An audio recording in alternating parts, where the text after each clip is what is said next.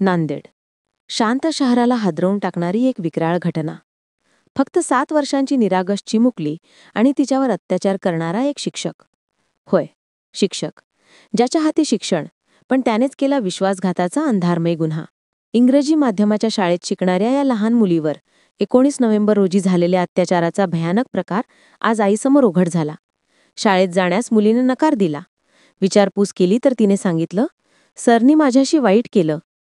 आणि त्या एका वाक्यानं नांदेड हादरलं. भाग्यनगर पोलीस ठाण्यात तत्काळ तक्रार दाखल.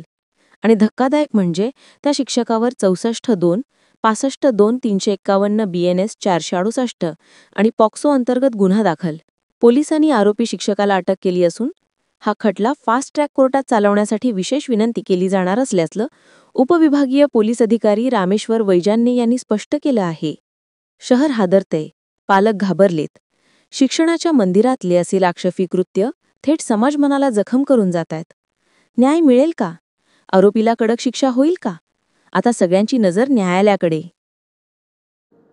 नमस्कार, मी रामेश्वर वैजान्य, उपविभागीय पोलीस अधिकारी, नांदेड शहर.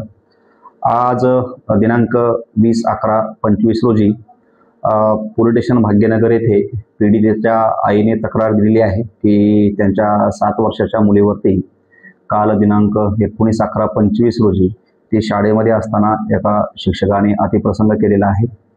सदर प्रकरणी पीडित मुलीच्या आईचा जबाब घेऊन संबंधित आरोपीवरती गुन्हा दाखल करण्यात आलेला आहे. सदर गुन्ह्याचा तपास जे आहे ते भाग्यनगर पोलीस स्टेशन येथे चालू आहे.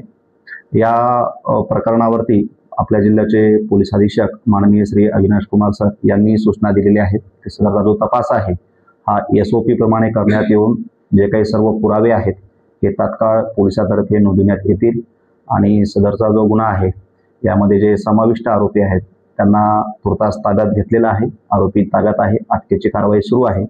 उद्या त्यांना रिमांडकामी विद्यमान न्यायालयात हजर करण्यात येईल आणि लवकरात लवकर या गुन्ह्याचा तपास पूर्ण करून न्यायालयामध्ये दोषारोपपत्र सादर करण्यात येईल आणि सदरचा जो खटला आहे हा फास्ट ट्रॅकवर घेण्याची न्यायालयाला विनंती देखील करण्यात येईल. तुमची घटना कुठं घडली आणि आरोपी अटक आहे?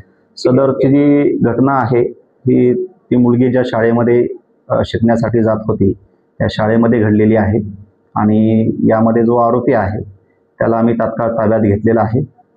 आता गुन्हा दाखल झाल्यानंतर ही प्रक्रिया संपल्यानंतर आरोपीच्या अटकेची प्रक्रिया पूर्ण करण्यात येईल.